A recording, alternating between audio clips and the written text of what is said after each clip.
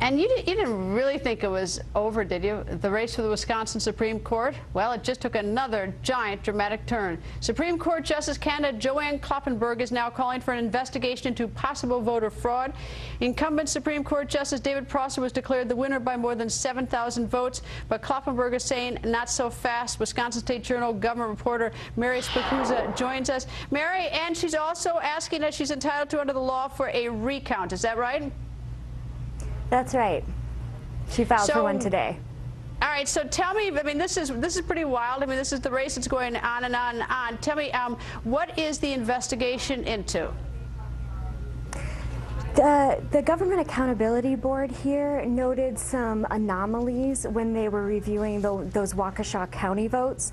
That was from the clerk there that found about 14,300 votes after election night. And she wanted an investigation into that clerk done by basically a special investigator. And then she also wanted a statewide recount. Sorry. Okay.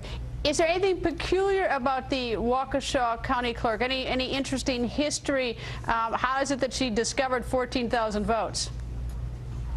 She's actually faced criticism before.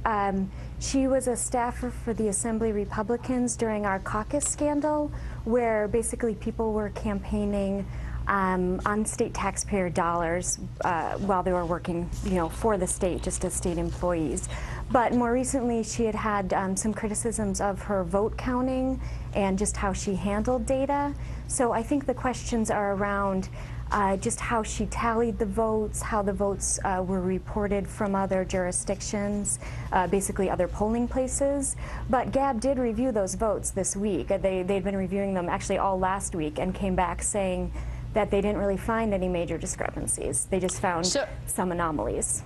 All right, so in terms of Waukesha County, which is the county that really sort of changed the numbers, made Justice Prosser ahead, those have now been investigated, and there may be some anomalies, but they're satisfied with that tally. Is that right?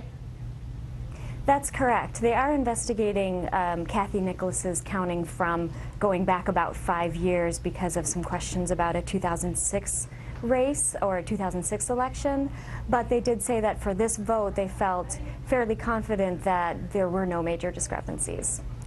Now, there's a 7,000 vote differential, give or take, which at first blush it seems like that's a lot of votes. That's a huge hurdle for Kloppenburg to overcome. However, that's less than 1% of the votes. Isn't that right?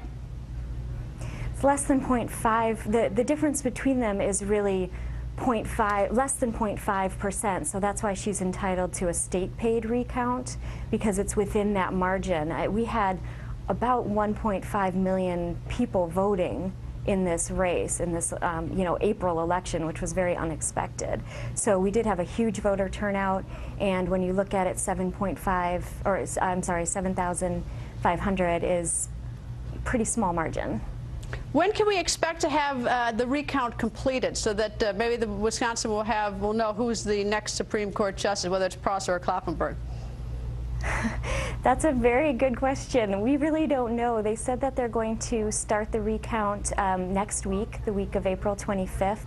But, with this kind of voter turnout and this many votes in counties, it really could take a while. And that's what Prosser's campaign is saying, that this is going to be a very lengthy and expensive recount. And they actually tried to discourage her from requesting it in the first place.